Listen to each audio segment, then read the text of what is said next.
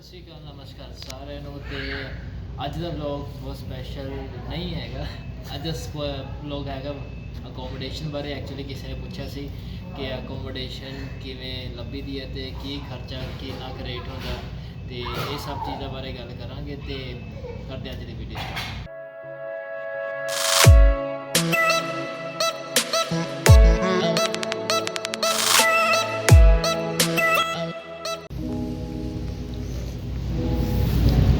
ਸਾਰਿਆਂ ਨੂੰ ਪਤਾ ਹੀ ਹੈ ਕਿ ਜਦੋਂ ਵੀ ਨਵਾਂ ਸਟੂਡੈਂਟ ਕੈਨੇਡਾ ਆਉਂਦਾ ਅਤੇ ਉਹਦੇ ਲਈ ਸਭ ਤੋਂ ਵੱਡੀ ਜਿਹੜੀ ਚਿੰਤਾ ਕਰਨ ਵਾਲੀ ਗੱਲ ਹੁੰਦੀ ਹੈ ਕਿ ਰਹਿਣਾ ਕਿੱਥੇ ਆ। ਖਾਣ ਪੀਣ ਦੀ ਨਹੀਂ ਹੁੰਦੀ, ਕਿਉਂਕਿ ਪੈਸੇ ਤਾਂ ਹੁੰਦੇ, ਚਲੋ ਕਿ ਕਿਤੇ ਵੀ ਸਟੋਰ 'ਤੇ ਰੁਕ ਕੇ ਖਾ ਪੀ ਸਕਦੇ ਆ, ਹੈ ਨਾ। ਫੂਡ ਦੀ ਇੰਨੀ ਦਿੱਕਤ ਨਹੀਂ ਹੁੰਦੀ ਕਿ ਰਹਿਣ ਦੀ ਹੁੰਦੀ ਹੈ, ਸਪੈਸ਼ਲੀ ਉਹਨਾਂ ਲਈ ਜਿਨ੍ਹਾਂ ਦਾ ਇੱਥੇ ਕੋਈ ਨਹੀਂ ਹੈਗਾ, ਜਿਵੇਂ ਜਿਨ੍ਹਾਂ ਦਾ ਕੋਈ ਰਿਲੇਟਿਵ ਇੱਥੇ ਨਹੀਂ ਹੈ, ਜਾਂ ਬ੍ਰਦਰ ਸਿਸਟਰ ਕੋਈ ਜਾਂ ਪੇਰੈਂਟਸ ਨਹੀਂ ਹੈਗੇ ਉਹਨਾਂ ਨੂੰ। ਜਿਵੇਂ ਮੈਂ ਸੀ, ਮੈਂ ਸਟਾਰਟਿੰਗ ਦੇ ਵਿੱਚ ਆਇਆ ਸੀ, ਮੈਨੂੰ ਕੁਛ ਪਤਾ ਨਹੀਂ ਸੀ ਮੈਂ ਰਹਿਣਾ ਕਿੱਥੇ ਆ, ਅਤੇ ਮੈਂ ਖੁਦ ਹੀ ਆਪਣੇ ਆਪ ਇੱਥੇ ਆ ਕੇ ਆਪਣੀ ਅਕੋਮੋਡੇਸ਼ਨ ਲੱਭੀ। ਮੈਂ ਕੁਝ ਗਲਤੀਆਂ ਕੀਤੀਆਂ ਸੀ ਅਤੇ ਮੈਂ ਚਾਹੁੰਦਾ ਕਿ ਉਹ ਤੁਸੀਂ ਨਾ ਦੁਹਰਾਓ। ਇਸ ਲਈ ਕੁਝ ਸਟੈਪ ਦੱਸੂਗਾ ਜਿਹੜੇ ਕਿ ਤੁਸੀਂ ਕਰ ਸਕਦੇ ਹੋ, ਤਾਂ ਕਿ ਜਿਹੜੀ ਸਟਾਰਟਿੰਗ ਦੇ ਵਿੱਚ ਪਰੇਸ਼ਾਨੀ ਹੁੰਦੀ ਹੈ ਉਹਨੂੰ ਅਵੋਇਡ ਕਰੋ। ਅਤੇ ਜਿਵੇਂ ਕਿ ਮੈਂ ਪਹਿਲਾਂ ਗੱਲ ਕਰ ਰਿਹਾ ਸੀ ਕਿ ਸਭ ਤੋਂ ਪਹਿਲਾਂ ਤੁਸੀਂ ਇਹ ਚੈੱਕ ਕਰਨਾ ਕਿ ਤੁਹਾਡਾ ਕਾਲਜ ਕਿਹੜੀ ਸਿਟੀ ਦੇ ਵਿੱਚ ਹੈ, ਠੀਕ ਹੈ। ਅਤੇ ਤੁਸੀਂ ਇੰਡੀਆ ਵਿੱਚ ਹੀ ਰਹਿ ਕੇ ਔਨਲਾਈਨ ਉਸ ਕਾਲਜ ਦੇ ਗਰੁੱਪ ਬਣਾਏ ਹੁੰਦੇ ਕਈਆਂ ਨੇ, ਕਿ ਇੰਡੀਅਨ ਗਰੁੱਪਸ ਹੁੰਦੇ ਆ ਸਿਟੀ ਦੇ ਨਾਮ ਦੇ ਉੱਤੇ। ਇੰਡੀਅਨ ਗਰੁੱਪ ਹੁੰਦਾ, ਜਿੱਦਾਂ ਮੈਂ ਯੋਕਟਨ ਦੇ ਵਿੱਚ ਰਹਿ ਰਿਹਾ ਅਤੇ ਇੱਥੇ ਇੱਕ ਯੋਕਟਨ ਇੰਡੀਅਨ ਕਰਕੇ ਫੇਸਬੁੱਕ ਗਰੁੱਪ ਆ, ਅਤੇ ਉੱਥੇ ਤੁਹਾਨੂੰ ਬਹੁਤ ਸਾਰੀ ਇਨਫੋਰਮੇਸ਼ਨ ਮਿਲ ਜਾਂਦੀ ਹੈ। ਸੋ ਕਦੇ ਵੀ ਤੁਸੀਂ ਅਗਰ ਆਉਂਦੇ ਹੋ ਤਾਂ ਪਹਿਲਾਂ ਉਸ ਗਰੁੱਪ ਨੂੰ ਚੈੱਕ ਕਰੋ, ਉਹਨਾਂ ਸਾਰੇ ਗਰੁੱਪਾਂ ਨੂੰ ਚੈੱਕ ਕਰੋ ਅਤੇ ਦੇਖੋ ਕਿ ਕਿਸੇ ਨੇ ਰੂਮ ਅਵੇਲੇਬਲ ਦੀ ਉਹ ਪਾਈ ਹੋਈ ਹੈ, ਕੀ ਕਹਿੰਦੇ ਪੋਸਟ ਪਾਈ ਹੋਈ ਆ, ਅਤੇ ਜਾਂ ਫਿਰ ਅਗਰ ਨਹੀਂ ਪਾਈ ਹੋਈ ਤਾਂ ਤੁਸੀਂ ਖੁਦ ਵੀ ਕਰ ਸਕਦੇ ਹੋ ਕਿ ਆਮ ਕਮਿੰਗ ਟੂ ਕੈਨੇਡਾ ਅਤੇ ਮੈਨੂੰ ਇੱਦਾਂ ਰਹਿਣ ਦੇ ਲਈ ਜਗ੍ਹਾ ਚਾਹੀਦੀ ਆ, ਤਾਂ ਕਿ ਤੁਸੀਂ ਇਹ ਸਭ ਪਹਿਲਾਂ ਇੰਡੀਆ ਦੇ ਵਿੱਚ ਹੀ ਪਹਿਲਾਂ ਫਾਈਨਲ ਕਰਕੇ ਆ ਸਕਦੇ ਹੋ, ਅਤੇ ਤਾਂ ਕਿ ਤੁਸੀਂ ਇਨੀਸ਼ੀਅਲ ਡੇਜ਼ ਦੇ ਵਿੱਚ ਤੁਹਾਨੂੰ ਅਕੋਮੋਡੇਸ਼ਨ ਮਿਲ ਜਾਵੇ। ਬਾਅਦ ਵਿੱਚ ਤਾਂ ਤੁਸੀਂ ਆਪਣੇ ਮਨਪਸੰਦ ਅਕੋਰਡਿੰਗ ਜੋ ਵੀ, ਅਗਰ ਤੁਹਾਡੀ ਚੋਇਸਿਸ ਦੇ ਅਕੋਰਡਿੰਗ ਤੁਸੀਂ ਮੂਵ ਹੋ ਸਕਦੇ ਹੋ ਕਿਤੇ ਵੀ ਇੱਧਰ ਉੱਧਰ। ਅਤੇ ਦੂਸਰਾ, ਜਿਵੇਂ ਕਿ ਆਪਣੇ ਇੰਡੀਆ ਵਿੱਚ ਫੇਸਬੁੱਕ ਜ਼ਿਆਦਾ ਚੱਲਦੀ ਹੈ, ਬਟ ਆਪਣੇ ਉੱਥੇ ਫੇਸਬੁੱਕ ਮਾਰਕੀਟ ਜਿਹੜੀ ਹੈ ਉਹ ਇੰਨੀ ਐਕਟਿਵ ਨਹੀਂ ਹੈਗੀ, ਬਟ ਇੱਥੇ ਫੇਸਬੁੱਕ ਮਾਰਕੀਟ ਬਹੁਤ ਜ਼ਿਆਦਾ ਐਕਟਿਵ ਆ। ਅਤੇ ਇੱਕ ਹੋਰ ਐਪਲੀਕੇਸ਼ਨ ਕਿਚੀਜੀ ਦੇ ਉੱਤੇ ਤੁਸੀਂ ਰੂਮਸ ਜਾਂ ਫਿਰ ਰੈਂਟਲਸ ਦੇ ਰੈਂਟਲ ਸੈਕਸ਼ਨ ਦੇ ਵਿੱਚ ਜਾ ਕੇ ਦੇਖ ਸਕਦੇ ਹੋ ਕਿ ਸਰਾਊਂਡਿੰਗਸ ਦੇ ਵਿੱਚ ਕੋਈ ਅਗਰ ਕੋਈ ਅਵੇਲੇਬਲ ਹੈ ਅਕੋਮੋਡੇਸ਼ਨ, ਅਤੇ ਜਾਂ ਫਿਰ ਰੂਮ ਅਵੇਲੇਬਲ ਹੈ। ਫੇਸਬੁੱਕ ਦੇ ਵਿੱਚ ਪੂਰਾ ਇੱਕ ਕਾਲਮ ਹੈ ਰੈਂਟਲਸ ਦਾ ਅਤੇ ਹਾਊਸਿਸ ਕਰਕੇ, ਅਤੇ ਉੱਥੇ ਜਾ ਕੇ ਤੁਸੀਂ ਪਤਾ ਕਰ ਸਕਦੇ ਹੋ ਕਿ ਅਤੇ ਪਲੱਸ ਪ੍ਰਾਈਸਿਸ ਵੀ ਲਿਖੇ ਹੁੰਦੇ ਆ ਕਿ $300 $400 for a room plus kitchen bathroom share. ਜ਼ਿਆਦਾਤਰ ਸ਼ੇਅਰਿੰਗ ਦੇ ਵਿੱਚ ਲੋਕ ਰਹਿੰਦੇ, ਸੋ ਉਹ ਜ਼ਿਆਦਾ ਕੁਝ ਦਿੱਕਤ ਨਹੀਂ। ਉਹ ਮੀਨਸ ਅੱਜ ਦੇ ਜ਼ਮਾਨੇ ਦੇ ਵਿੱਚ ਬਹੁਤ ਸੌਖਾ ਹੋ ਗਿਆ ਹੈ ਸਭ ਕੁਛ ਲੱਭਣਾ ਇੱਕ ਪਲੈਟਫਾਰਮ ਦੇ ਉੱਤੇ। ਬਾਅਦ ਵਿੱਚ ਜਿਹੜਾ ਤੀਸਰਾ ਸਵਾਲ ਲੋਕ ਪੁੱਛਦੇ ਆ ਕਿ ਕਿੰਨਾ ਖਰਚਾ ਹੋ ਸਕਦਾ ਅਕੋਮੋਡੇਸ਼ਨ ਦੇ ਉੱਤੇ, ਕਿ ਤੁਹਾਡੇ ਡੇਲੀ ਐਕਸਪੈਂਸਿਸ ਨੇ, ਜਾਂ ਫਿਰ ਪਰ ਮੰਥ ਕਿੰਨਾ ਪੈ ਜਾਂਦਾ, ਬੇਸਮੈਂਟ ਲੈਣੀ ਚਾਹੀਦੀ ਹੈ ਜਾਂ ਕੋਂਡੋ ਜਾਂ ਫਿਰ ਅਪਾਰਟਮੈਂਟ ਜਾਂ ਫਿਰ ਹਾਊਸ। ਸੋ ਉਹਦੇ ਬਾਰੇ ਵੀ ਹੋਰ ਗੱਲ ਕਰਾਂਗੇ ਘਰੇ ਜਾ ਕੇ, ਕਿਉਂਕਿ ਫਿਲਹਾਲ 27 ਨੂੰ ਬਹੁਤ ਜ਼ਿਆਦਾ ਠੰਡ ਲੱਗਦੀ ਹੈ, ਟੈਂਪਰੇਚਰ ਲੋ ਹੋ ਰਿਹਾ। ਸੋ ਮੈਂ ਤਾਂ ਕਾਫੀ ਪੀ ਰਿਹਾ, ਹੁਣ ਨਹੀਂ ਪੀ ਰਿਹਾ।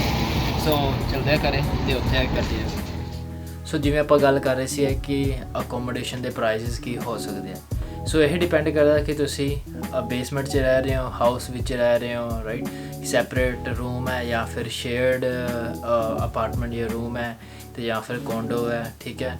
ਸੋ ਇਹ ਸਭ ਅਲੱਗ-ਅਲੱਗ ਤਰ੍ਹਾਂ ਦੀ ਅਕੋਮੋਡੇਸ਼ਨਸ ਆ, ਸੋ ਇਹਨਾਂ ਦੇ ਪ੍ਰਾਈਸਿਸ ਵੀ ਅਲੱਗ ਹੁੰਦੇ ਆ।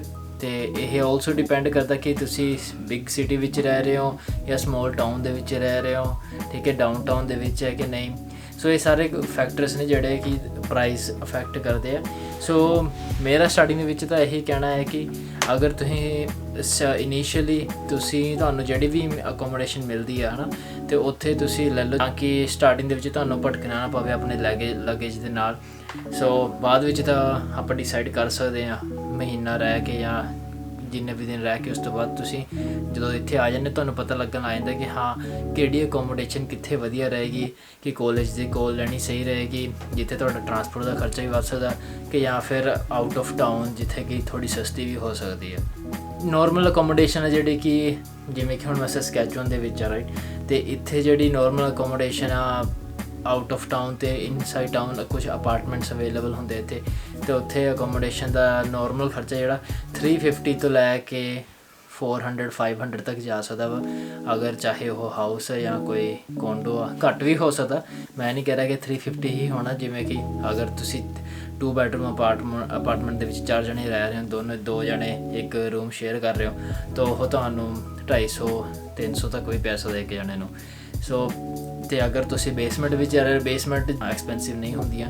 ਸੋ ਅਗਰ ਤੁਹਾਡਾ ਮੇਨ ਉਹ ਹੈ ਕਿ ਪੈਸੇ ਵੀ ਬਚਾਉਣੇ ਆ ਅਤੇ ਅਕੋਮੋਡੇਸ਼ਨ ਵੀ ਚਾਹੀਦੀ ਹੈ, ਤਾਂ ਬੇਸਮੈਂਟ ਜ਼ਿਆਦਾ ਲੋਕ ਪ੍ਰੈਫਰ ਕਰਦੇ ਆ ਕਿਉਂਕਿ ਉੱਥੇ ਖਰਚਾ ਘੱਟ ਹੁੰਦਾ ਵਾ। ਅਤੇ ਜ਼ਿਆਦਾਤਰ ਇੱਥੇ ਆਪਣੇ ਇੰਡੀਅਨਸ ਨੇ ਕੀ ਕੀਤਾ ਹੁੰਦਾ ਕਿ ਆਪਣਾ ਹਾਊਸ ਹੁੰਦਾ ਅਤੇ ਉਹ ਆਪਣੀ ਬੇਸਮੈਂਟ ਕਿਰਾਏ 'ਤੇ ਦੇ ਦਿੰਦੇ ਆ। ਸੋ ਅਗਰ ਤੁਸੀਂ ਚਾਹੁੰਦੇ ਹੋ ਕਿ ਹੈ ਨਾ ਕਿ ਕੋਈ ਇੰਡੀਅਨ ਫੈਮਿਲੀ ਦੇ ਨਾਲ ਰਹਿਣਾ ਵਾ, ਸੋ ਉਹ ਵੀ ਮੁਮਕਿਨ ਆ ਅਤੇ ਪੈਸੇ ਵੀ ਘੱਟ ਲੱਗਣਗੇ। ਅਤੇ ਅਗਰ ਬਟ ਕਈ ਹੁੰਦੇ ਕਿ ਜਿਹੜੇ ਕਹਿੰਦੇ ਕਿ ਸਿਰਫ ਅਸੀਂ ਸੈਪਰੇਟ ਰੂਮ ਹੀ ਚਾਹੀਦਾ, ਸੋ ਉਹਨਾਂ ਦਾ ਅਗਰ ਤੁਸੀਂ ਇਕੱਲਾ ਆਪਣਾ ਸੈਪਰੇਟ ਰੂਮ ਚਾਹੀਦਾ ਇੱਕ ਹਾਊਸ ਦੇ ਵਿੱਚ, ਅਤੇ ਇੱਥੇ ਇਹ ਫੰਡਾ ਕਿ ਰੂਮ ਤੁਹਾਨੂੰ ਮਿਲ ਜਾਏਗਾ, ਬਟ ਉਹਦੇ ਨਾਲ ਤੁਹਾਨੂੰ ਵਾਸ਼ਰੂਮ ਅਤੇ ਲਿਵਿੰਗ ਰੂਮ ਕਿਚਨ ਇਹ ਸਾਰਾ ਸ਼ੇਅਰ ਕਰਨਾ ਪੈਂਦਾ। ਸੋ ਉਹ ਜਿਹੜਾ ਸੈਪਰੇਟ ਰੂਮ ਉਹ ਵੀ ਤੁਹਾਨੂੰ 350 400 to 450 ਤੱਕ ਮਿਲ ਜਾ, 500 ਵੀ ਕਈ ਹੁੰਦੇ ਜੋ ਫਰਨਿਸ਼ਡ ਆਲਰੇਡੀ ਹੁੰਦੇ ਆ, ਸੋ 500 ਤੱਕ ਵੀ ਮਿਲ ਸਕਦਾ। ਸੋ ਇਹ ਆਪਣੀ ਰਿਕੁਆਇਰਮੈਂਟ ਦੇ ਉੱਤੇ ਕਿ ਤੁਸੀਂ ਕਿਵੇਂ ਰਹਿਣਾ ਚਾਹੁੰਦੇ ਹੋ, ਅਗਰ ਤਾਂ ਤੁਸੀਂ ਸ਼ੇਅਰ ਕਰ ਸਕਦੇ ਹੋ ਤਾਂ ਤੁਹਾਨੂੰ ਐਜ਼ ਲੋ ਐਜ਼ 250 ਤੋਂ ਲੈ ਕੇ 300 350 ਤੱਕ ਵੀ ਮਿਲ ਸਕਦਾ। ਅਤੇ ਅਗਰ ਤੁਸੀਂ ਸ਼ੇਅਰ ਨਹੀਂ ਕਰਨਾ ਚਾਹੁੰਦੇ ਤਾਂ ਜ਼ਿਆਦਾ ਤੋਂ ਜ਼ਿਆਦਾ ਤੁਹਾਨੂੰ 500 ਤੱਕ ਮਿਲ ਸਕਦਾ। ਚੌਥੀ ਗੱਲ ਕਿ ਤੁਹਾਡੀ ਅਕੋਮੋਡੇਸ਼ਨ ਕਿੱਥੇ ਹੋਣੀ ਚਾਹੀਦੀ ਹੈ। ਅਗਰ ਤਾਂ ਤੁਸੀਂ ਸਸਕੈਚੁਅਨ ਵਰਗੇ ਪ੍ਰੋਵਿੰਸ ਵਿੱਚ ਆ ਰਹੇ ਹੋ ਤਾਂ ਇਹ ਜ਼ਰੂਰ ਦੇਖੋ ਕਿ ਤੁਹਾਡਾ ਜਿਹੜੀ ਅਕੋਮੋਡੇਸ਼ਨ ਉਹ ਕਾਲਜ ਦੇ ਲਾਗੇ ਹੋਵੇ, ਕਿਉਂਕਿ ਸਸਕੈਚੁਅਨ ਦੇ ਵਿੱਚ ਸਿਰਫ 2 ਵੱਡੇ ਸ਼ਹਿਰ ਨੇ, ਰਜਾਈਨਾ ਅਤੇ ਸੈਸਕੈਟੂਨ। ਉਸ ਤੋਂ ਇਲਾਵਾ ਸਾਰੇ ਛੋਟੇ ਟਾਊਨ ਨੇ ਅਤੇ ਸਮੋਲ ਸਿਟੀਜ਼ ਨੇ, ਜਿਵੇਂ ਯੋਰਕਟਨ, ਮੂਜ਼ ਜੋ ਹੋ ਗਿਆ, ਸਵਿਫਟ ਕਰੰਟ ਹੋ ਗਏ, ਸਮੋਲ ਸਿਟੀਜ਼ ਨੇ, ਅਤੇ ਇੱਥੇ ਜ਼ਿਆਦਾ ਟਰਾਂਸਪੋਰਟੇਸ਼ਨ ਐਕਟਿਵ ਨਹੀਂ ਹੈਗੀ। ਅਤੇ ਟਰਾਈ ਕਰੋ ਤੁਹਾਡੀ ਅਕੋਮੋਡੇਸ਼ਨ ਲਾਗੇ ਹੋਵੇ ਕਾਲਜ ਤੋਂ, ਤਾਂ ਕਿ ਤੁਹਾਨੂੰ ਅਗਰ ਪੈਦਲ ਵੀ ਜਾਣਾ ਪਵੇ ਅਤੇ ਤੁਹਾਡਾ ਟਾਈਮ ਬਚ ਸਕੇ। ਅਤੇ ਅਗਰ ਤੁਹਾਡੀ ਅਕੋਮੋਡੇਸ਼ਨ ਥੋੜ੍ਹੀ ਦੂਰ ਹੁੰਦੀ ਹੈ ਤਾਂ ਤੁਹਾਨੂੰ ਉਹੀ ਕੈਬ ਵਗੈਰਾ ਦੇ ਪੈਸੇ ਖਰਚਣੇ ਪੈਣਗੇ ਅਤੇ ਜਾਂ ਫਿਰ ਰਾਈਡ ਲੈਣੀ ਪਏਗੀ, ਹੈ ਨਾ। ਤੋ ਇਹ ਵੱਡਾ ਫੈਕਟਰ ਹੈ ਡਿਸਟੈਂਸ ਛੋਟੇ ਸ਼ਹਿਰਾਂ ਦੇ ਵਿੱਚ। ਪਰ ਜੇ ਅਗਰ ਆਪਾਂ ਗੱਲ ਵੱਡੇ ਸ਼ਹਿਰਾਂ ਦੀ ਕਰੀਏ, ਜਿਵੇਂ ਓਨਟਾਰੀਓ ਦੇ ਵਿੱਚ ਜਿੰਨੇ ਵੀ ਸ਼ਹਿਰ ਨੇ ਜਾਂ BC ਦੇ ਵਿੱਚ ਜਿੰਨੇ ਵੀ ਸ਼ਹਿਰ ਆ, ਉੱਥੇ ਇੰਨਾ ਜ਼ਿਆਦਾ ਫਰਕ ਨਹੀਂ ਪੈਂਦਾ ਡਿਸਟੈਂਸ ਦਾ, ਕਿਉਂਕਿ ਉੱਥੇ ਜਿਹੜੀ ਪਬਲਿਕ ਟਰਾਂਸਪੋਰਟੇਸ਼ਨ ਆ ਉਹ ਬਹੁਤ ਜ਼ਿਆਦਾ ਐਕਟਿਵ ਆ। ਉੱਥੇ ਆਰਾਮ ਨਾਲ ਤੁਹਾਡਾ ਬੱਸ ਪਾਸ ਬਣ ਜਾਂਦਾ। ਮੋਸਟਲੀ ਸਟੂਡੈਂਟ ਅਕੋਮੋਡੇਸ਼ਨ ਜਿਹੜੀ ਉਹਨਾਂ ਦੇ ਅਪਾਰਟਮੈਂਟਸ ਹੁੰਦੇ ਨੇ ਜਾਂ ਫਿਰ ਹਾਊਸਿਸ ਹੁੰਦੇ ਆ, ਉਹ ਸਿਟੀ ਦੇ ਬਾਹਰ ਹੀ ਹੁੰਦੇ ਆ, ਕਿਉਂਕਿ ਉੱਥੇ ਥੋੜ੍ਹੇ ਉਹਨਾਂ ਨੂੰ ਸਸਤੇ ਮਿਲ ਜਾਂਦੇ ਆ ਅਤੇ ਉਹ ਆਰਾਮ ਦੇ ਨਾਲ ਪਬਲਿਕ ਟਰਾਂਸਪੋਰਟ ਦੇ ਥਰੂ ਕਾਲਜ ਆਉਂਦੇ ਜਾਂਦੇ ਨੇ, ਅਤੇ ਉਹਨਾਂ ਨੂੰ ਉੱਥੇ ਜ਼ਿਆਦਾ ਪੈਦਲ ਤੁਰ ਕੇ ਨਹੀਂ ਜਾਣਾ ਪੈਂਦਾ। ਸੋ ਉੱਥੇ ਜ਼ਿਆਦਾ ਇੰਨਾ ਮੈਟਰ ਨਹੀਂ ਕਰਦਾ। ਪਰ ਛੋਟੇ ਸ਼ਹਿਰਾਂ ਦੇ ਵਿੱਚ ਅਤੇ ਛੋਟੇ ਟਾਊਨ ਦੇ ਵਿੱਚ ਬਹੁਤ ਜ਼ਿਆਦਾ ਮੈਟਰ ਕਰਦਾ ਜਦੋਂ ਤੱਕ ਤੁਹਾਡੇ ਕੋਲ ਆਪਣੀ ਕਾਰ ਨਹੀਂ ਹੈਗੀ। ਸੋ ਟਰਾਈ ਕਰੋ ਸਟਾਰਟਿੰਗ ਦੇ ਵਿੱਚ ਜਿਹੜੀ ਤੁਹਾਡੀ ਅਕੋਮੋਡੇਸ਼ਨ ਉਹ ਆਪਣੇ ਕਾਲਜ ਦੇ ਲਾਗੇ ਛਾਗੇ ਹੋਵੇ। ਸੋ ਇਹ ਸਭ ਗੱਲਾਂ ਸੀ ਜੋ ਤੁਸੀਂ ਧਿਆਨ ਵਿੱਚ ਰੱਖਣੀਆਂ ਨੇ ਅਕੋਮੋਡੇਸ਼ਨ ਨੂੰ ਲੈ ਕੇ। ਪਰ ਇੱਕ ਗੱਲ ਮੈਂ ਦੱਸਣਾ ਭੁੱਲ ਗਿਆ ਕਿ ਜਦੋਂ ਵੀ ਤੁਸੀਂ ਕੋਈ ਨਵਾਂ ਅਕੋਮੋਡੇਸ਼ਨ ਨੂੰ ਦੇਖਦੇ ਹੋ ਜਾਂ ਫਿਰ ਕੋਈ ਵੀ ਹਾਊਸ ਜਾਂ ਅਪਾਰਟਮੈਂਟ ਜਾਂ ਬੇਸਮੈਂਟ ਕੋਈ ਰੈਂਟ 'ਤੇ ਲੈਂਦੇ ਹੋ, ਅਤੇ ਜਿਹੜਾ ਵੀ ਉਸ ਜਗ੍ਹਾ ਦਾ ਮਾਲਕ ਹੁੰਦਾ ਵਾ ਅਤੇ ਉਹ ਤੁਹਾਡੇ ਤੋਂ ਇੱਕ ਸਿਕਿਉਰਿਟੀ ਡਿਪੋਜ਼ਿਟ ਵੀ ਲੈਂਦਾ ਸਟਾਰਟਿੰਗ ਦੇ ਵਿੱਚ। ਅਗਰ ਤੁਹਾਡਾ ਰੈਂਟ $1000 ਆ ਅਤੇ $800 ਜਾਂ $1000 ਦੇ ਵਿਚਕਾਰ ਉਹ ਸਿਕਿਉਰਿਟੀ ਡਿਪੋਜ਼ਿਟ ਹੋ ਸਕਦਾ, ਤਾਂ ਕਿ ਅਗਰ ਕੋਈ ਵੀ ਨੁਕਸਾਨ ਹੋ ਜਾਂਦਾ ਤੁਹਾਡੇ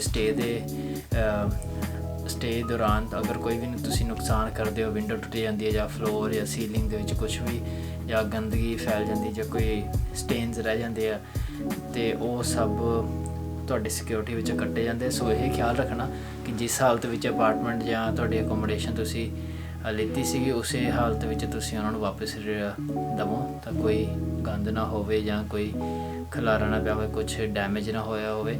ਸੋ ਤਾਂ ਕਿ ਤੁਹਾਡੇ ਜਿਹੜੇ ਵੀ ਸਿਕਿਉਰਿਟੀ ਵਾਪਸ ਮਿਲ ਸਕੇ। ਨਹੀਂ ਤਾਂ ਉਹ ਕੀ ਕਰਨਗੇ, ਉਨੇ ਹੀ ਡਾਲਰ ਤੁਹਾਡੇ ਸਿਕਿਉਰਿਟੀ ਵਿੱਚੋਂ ਕੱਟ ਲੈਣਗੇ ਜਿੰਨੇ ਦਾ ਨੁਕਸਾਨ ਹੋਇਆ।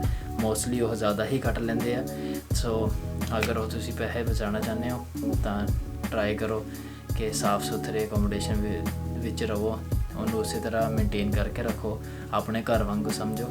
ਸੋ ਬਸ ਇਹੀ ਸਭ ਕੁਛ ਸੀਗਾ। ਸੋ ਹੁਣ ਮਿਲਾਂਗੇ ਤੁਹਾਨੂੰ ਨਵੇਂ ਵੀਡੀਓ ਦੇ ਵਿੱਚ, ਅਤੇ ਬਹੁਤ ਬਹੁਤ ਧੰਨਵਾਦ ਜਿਨ੍ਹਾਂ ਨੇ ਇਹ ਪੁੱਛਿਆ ਕਿ ਅਕੋਮੋਡੇਸ਼ਨ ਬਾਰੇ ਵੀਡੀਓ ਬਣਾਓ। ਸੋ ਆਈ ਹੋਪ ਤੁਸੀਂ ਇੱਦਾਂ ਹੀ ਤਾਂ ਮੈਨੂੰ ਹੋਰ ਕੁਐਸਚਨ ਪੁੱਛਦੇ ਰਹੋਗੇ ਅਤੇ I will try to make video as soon as possible. So ਮਿਲਦੇ ਹਾਂ ਨਵੀਂ ਵੀਡੀਓ ਦੇ ਵਿੱਚ ਨਵੇਂ ਟੌਪਿਕ ਦੇ ਨਾਲ। ਉਦੋਂ ਤੱਕ ਲੈਣੇ ਇਜਾਜ਼ਤ ਅਤੇ stay safe, take care of yourself and your family. Bye bye.